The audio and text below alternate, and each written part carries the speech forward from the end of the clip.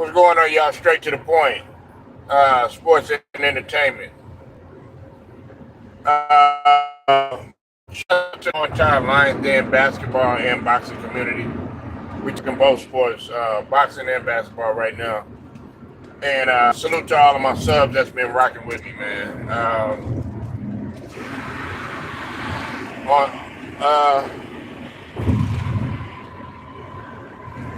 a lot of people have been talking about the possibility of Crawford and Canelo fighting,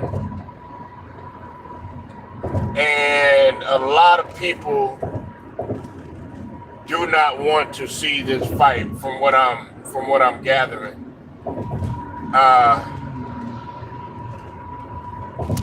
me myself personally, I would like to see the fight just because of the take a risk standpoint, a risk reward standpoint. I think it would be courageous on the part of Earl Spence, but at the same token, I also understand why a lot of people don't want to see this fight. I'm not mad at the people that don't want to see this fight. I can completely understand that, because a lot of people are upset at Canelo because he doesn't want to come down to 160. I was a little upset at him a little bit, but I had to sit back and I had to think. What's up, Steven? I see you in the building, man. I had to think about something, right? And please hit the like when you come in, man. Top right corner, $3. You said I want to Crawford versus Canelo to make it happen my way or no way. What you mean, man?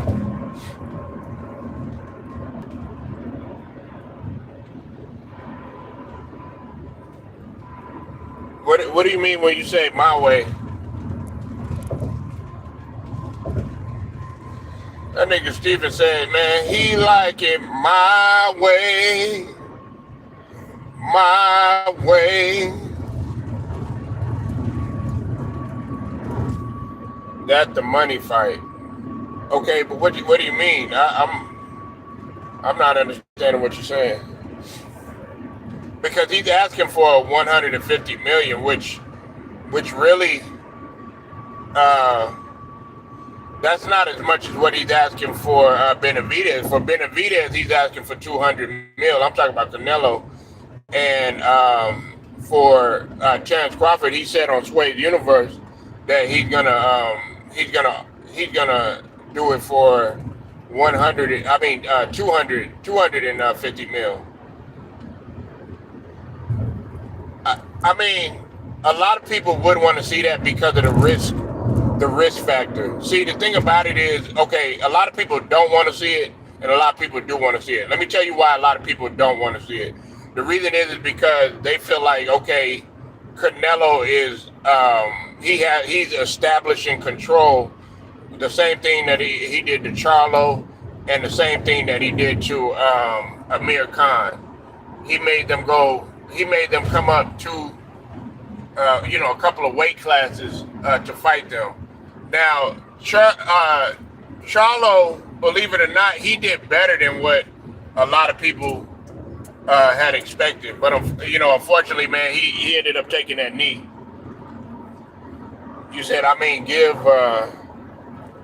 the people what they want to see. Okay, I understand what you're saying. Well, the people really, honestly, I'm gonna tell you, the people really don't want to see Crawford and Canelo. The people want to see Benavidez and Canelo, because they want, it's that supremacy being established of who has the crown at 168. You got a young dog in Benavidez that's on the come up, who's hungry and wants to prove that he's the king of 168. And then you already have a king in Canelo who pretty much runs 168 right now. He is 168.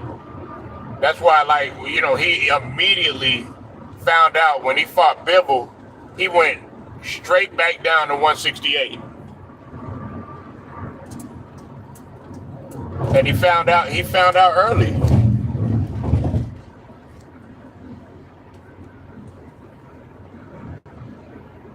And you're talking about give the people what they want. The people, honestly, the people really like with Canelo.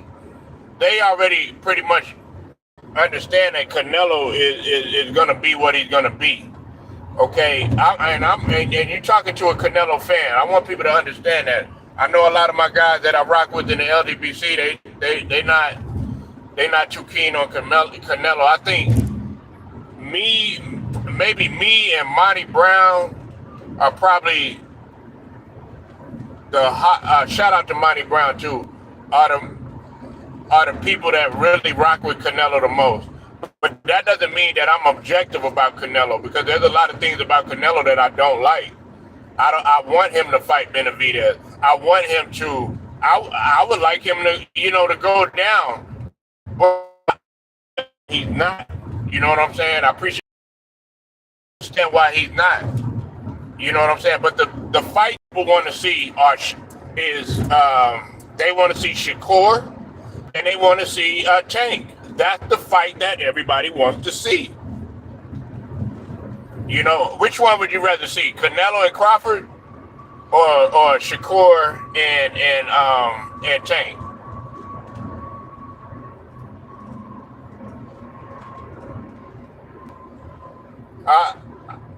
If Crawford beat Canelo, Crawford should move up to light heavyweight. That's not gonna happen.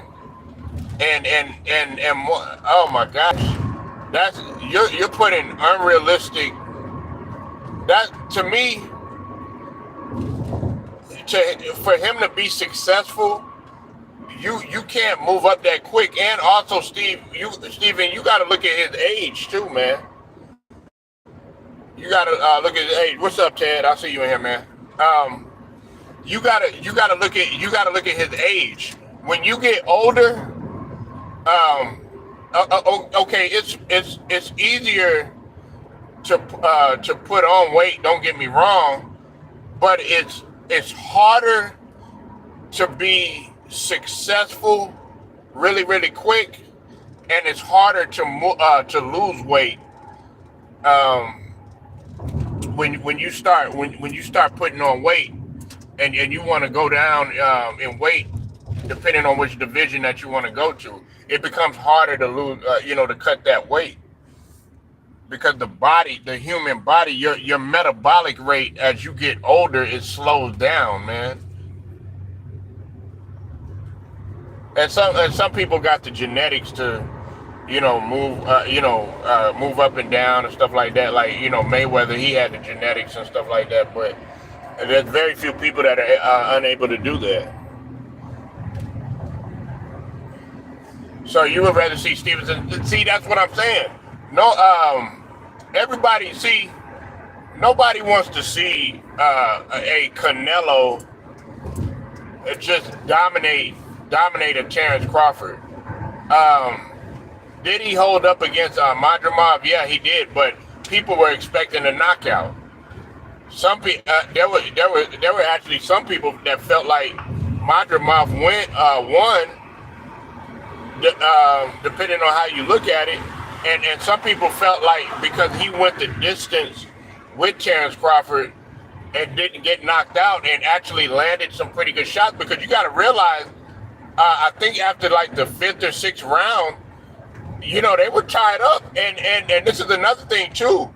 Madrimov actually landed a bigger punch percentage than Terrence Crawford, but Terrence Crawford landed the cleaner shots. What's up, Alex? I see you in here, man.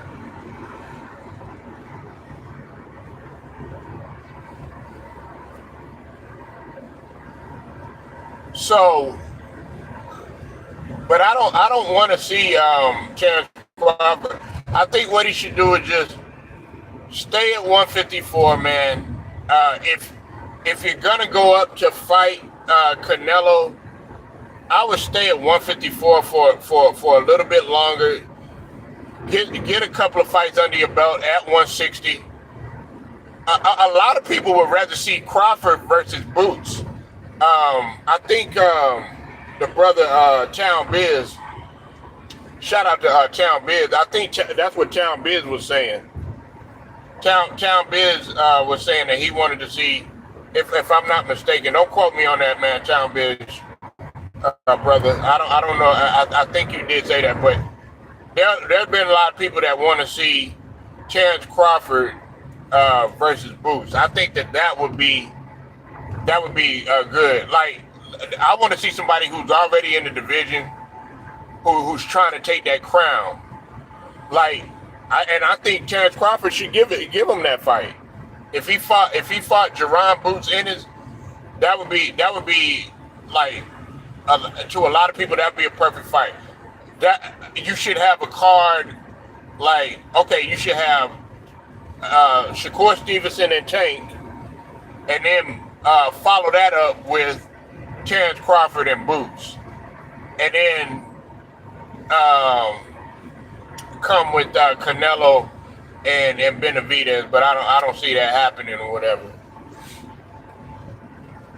I really don't see that happening.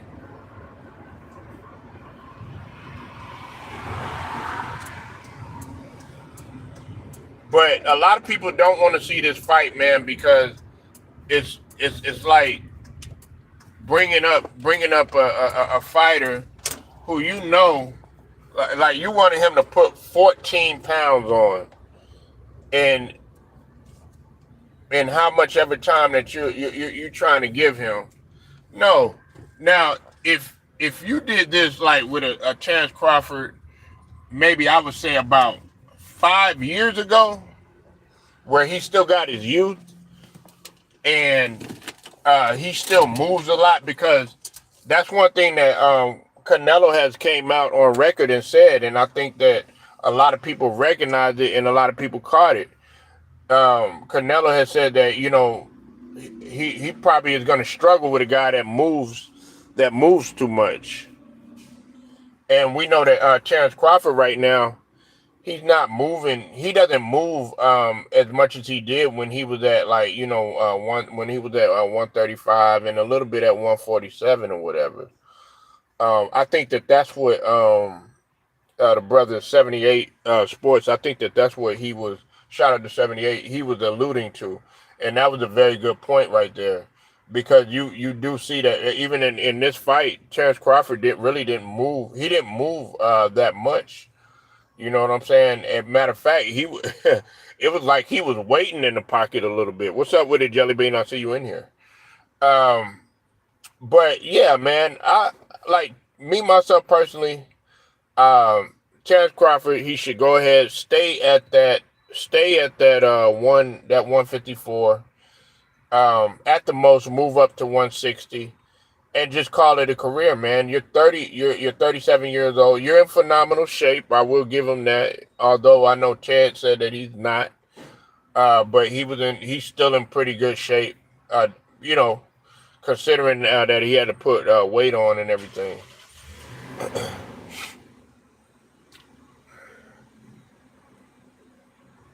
Yeah, Ted, man. I think you need to go back and go look at the fight, man. Again, I watched the fight at least 3 times. Madrimov is just in really, really good shape, and he's been at that division for quite some time, and he's an amateur who's really hungry. A lot of amateurs are really hungry, but he just has something special about him, um, to where this guy, man, his fatigue factor was really good, and on top of that, he was more herky jerky. Like I said, he hadn't fought nobody like that since Sean Porter. Because Sean Porter, he had that style where he was everywhere. You never knew what. That's why I like Sean Porter, Showtime Sean Porter, man. You know what I'm saying? I like Sean Porter because the way that he moved, and I like the fact that win, loss, or draw, um, Sean Porter, he fought them all. I like that factor about Sean Porter. Um, I'm gonna talk about this real quickly, man. I'm gonna talk about Magic and I'm gonna talk about Kareem. A lot of people have been coming to me saying that Kareem this and Kareem that. Um, I think Kareem wasn't a good leader, man. Okay, I know they called him the captain and everything, but he wasn't. He wasn't a. I'm not gonna say he was a terrible leader or anything, but he wasn't as good as a leader as Magic Johnson was. Um, Kareem uh, Kareem wasn't a good communicator. Um, like I'm saying, like in the sense of okay, being able to get the best out of your teammate. Like you're not going to see Kareem as a coach. You could see Magic Johnson somewhat as a coach, but you saw that didn't work out. But he was better in the front office. But Kareem was not as good a leader as Magic Johnson. You know what I'm saying? See, and that's why like when yeah, you had that stretch of period when Kareem was by himself with the Lakers, but they weren't successful with Kareem, and that's no knock on them. They didn't really have they didn't have the personnel, but Kareem wasn't that great of a leader, man. But when you saw when Magic came, Magic was automatically he took leadership. I mean, when they ended up beating when they ended up beating Philly, you had to understand that one of the leadership qualities is when okay Kareem had got hurt and Magic was like, you know what, I'll go ahead, I'll play center, and look what happened. A 6'9" point guard who did the unthinkable and made the switch, even though he still could have played center quite naturally during that time because they initially saw Magic as a big man. You know what I'm saying? They didn't think that he would pan out to be a point guard, especially with Norm Nixon and everything having to beat him out and everything. But um, he just wasn't a great leader. That doesn't take anything away from him um, in terms of his skill or his intellect, things of that nature, his know-how. But he wasn't a great leader. He wasn't a great as communicator as Magic Johnson was. Um, Magic Johnson was able. See, Magic Johnson could do it all, man. Like in terms of, and I don't have him as my starting point guard. But one thing I will say about Magic is the fact that Magic can get in your shit, okay. If you effing up, Magic can break down the game to you. Magic can lead by example. You're able to have fun with him. He can laugh and joke with you, and also Magic can be serious and motivate you without a whole bunch of cursing at you and all this other stuff. He can do it that way. Kareem really didn't know. Like Kareem would get frustrated really really quick if you didn't get something right, or if um, you didn't pick up something as fast as he did or whatever. You know what I'm saying? A lot of people, they want to sit up. That's why, what's it called? Kareem he didn't get along with the media, and he didn't even get along with the media. Hold on one sec, y'all.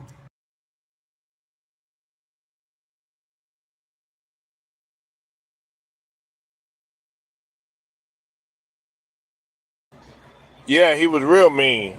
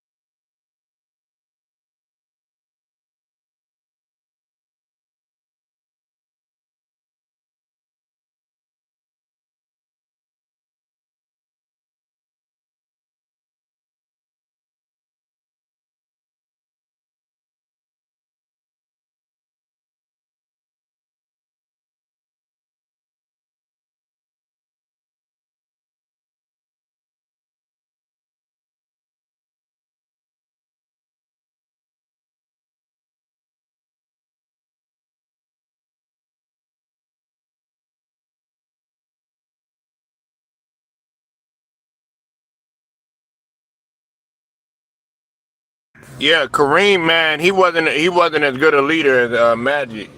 And like I said, man, that doesn't change my feelings about Magic. And like I said, like a lot of people think that I got Isaiah above Magic because I thought Magic was garbage or something like that. Nah, that's not the reason.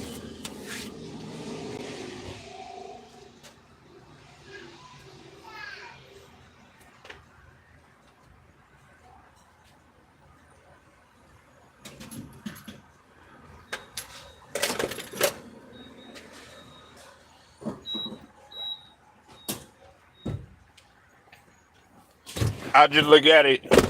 I look at it from a standpoint of, oh shoot, hold on.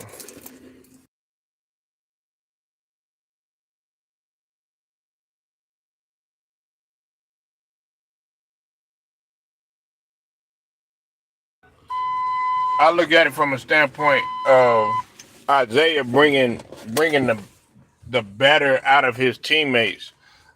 You know, man, like with already already Hall of Fame talent, like later on when Worthy came, then oh you already got Cooper there, and then you got guys like McAdoo there. uh, when you already got that type of talent there, you really don't need. They're like already like machines. You don't really need to tell them anything. But with Isaiah was working with, he wasn't surrounded by a whole bunch of Hall of Fame talent like that. You know what I'm saying? He kind of had to bring the best out of those guys. I think that's why like him and Michael Jordan butted heads so much is because Michael Jordan had to do the same thing. Michael Jordan had to do the same thing. He had to bring the best out of Scottie Pippen. He had to bring the best out of Horace Grant. He had to mold those guys. You know what I'm saying? He had to get those guys ready. It was the same thing with Kobe too. He had to get some of those guys ready. I mean, even though Paul Gasol, he had it in him. You know what I'm saying? He had the talent and everything, but he had to. He, Lamar Odom came over from a losers from a losing culture. I mean, they were talented, but he came over from the Clippers. I mean, he had been with Miami. Miami, they made it to the playoffs and everything, but they could never win anything. You know what? I can't really say that he molded our chess. I would say that he had to bring he had to instill some sort of balance in Ron Artest, because you got to remember, Ron Artest, they were on the verge of going to the finals. Ted, they could have won that team. Had it not been for that brawl, I think that they possibly would have won that championship. You talking about, man, a Jermaine O'Neal in his prime, a Jermaine O'Neal that was really on one, like on the verge of being a Hall of Famer, right? You talking about a Ron Artest that could do both. You know what I'm saying? Wasn't the greatest scorer or nothing like that, but when you talk about two-way players, you think of a guy like Ron Artest. You know what I'm saying? Now, was he the greatest offensive player? Nah, but he was real bulky, strong, could get to the rim. And on top of that, he could, if he stole the ball, he could run the floor and get off on a breakaway at times. Then you talk about a Steven Jackson, who was still young in his prime and whatnot. You know what I'm saying? Hard nosed, could hit key shots. They had a good squad. They had a really good squad. Then you had Reggie Miller. who was at the twilight of his career.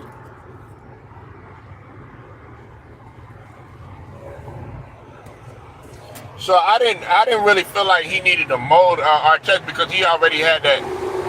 Ron Artest had that championship mindset. He just didn't have the discipline.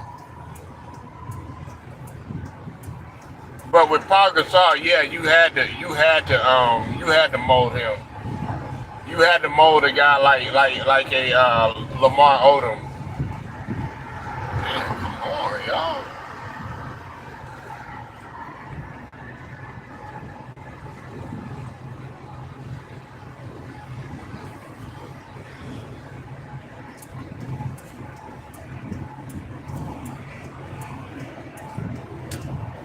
But and listen, I will say this: Kareem had to mold Magic in a sense of okay, it's just one game. You know what I'm saying? You can't just be satisfied and stuff like that. But it because Magic had the joy. He got so much joy out of winning, even if it was a regular season game, even if it was one playoff game. He got joy off of winning. You know what I'm saying? Like, and it's great to play with people like that.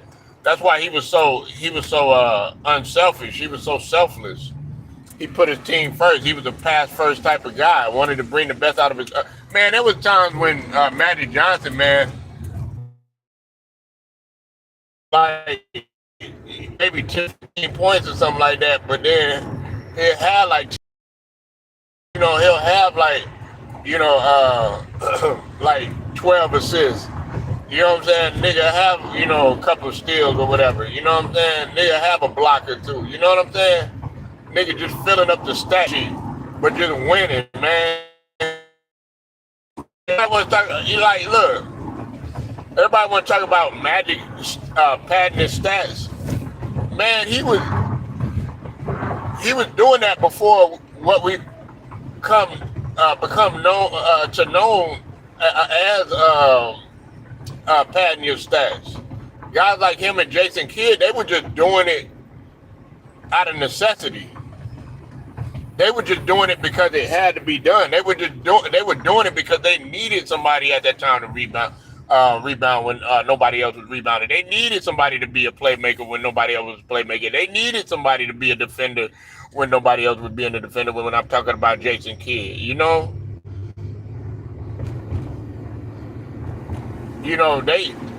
were just doing it out of like Oscar Robertson. It was, and you gotta think about it. Like some of the stats weren't being tracked back in the days either. You know what I'm saying? Like that's what kills me. They'll sit up there and say, "Oh yeah, well Will Chamberlain was padding stats and all this other stuff." How? If that's the case, you know what I'm saying? He did his thing. You know what I'm saying in terms of the blocks.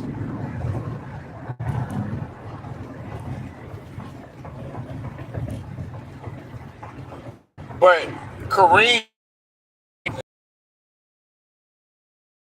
of okay, he knew he had to. I think it was his mentality to say, okay, we want calm down. It's just one game. Let's get serious. You know what I'm saying? It's just like Kareem was there. He did display leadership by having Magic's back when they called him. You said, I wonder how Shaq, Kobe, would been if Magic played one or two. I think they would have their communication would have been a lot better because there was a lot of in-house fighting going on anyways. Like the Lakers were used to that. That's why everybody, if you look at how Magic and all those guys were reacting to how Kobe and Shaq had all that drama going on and stuff, you would see them at times kind of smirking about everything because they knew what was going on. They knew, like, it would be times when they would fight. Everybody, See, this is the thing, Ted. Everybody just thinks like, oh, the bad boy Pistons, they had a whole bunch of scuffles in the locker room and stuff like that. Man, the Lakers did too. Hell, Kareem and Magic, they fought. They were fighting all the time. They were fighting in practice. Everybody thinks like the LA Lakers were just this so great, happy. All the teams were fighting back then. You name it. They were fighting amongst each other.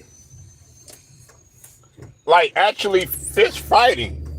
Man, I could imagine man, can you imagine the New York Knicks? How they were fighting amongst each other? I've heard a lot of stories about the New York Knicks, the Pat Riley New York Knicks. Shout out to my guy Wilts. I'm pretty sure Wilts would be able to break that down too. Yeah, man, everybody.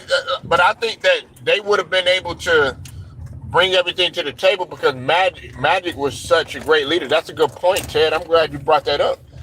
He was such a great leader, man. He could have been able to be like, you know what? Hey guys, let's bring this together. I know y'all, y'all don't particularly, gel with each other personality wise and everything, but y'all click continuity wise on the court. And y'all are what's gonna help us deliver more championships here in LA.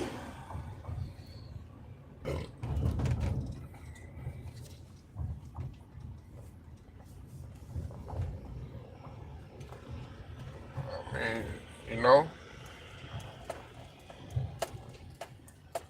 But yeah, y'all. I just wanted to talk my ish.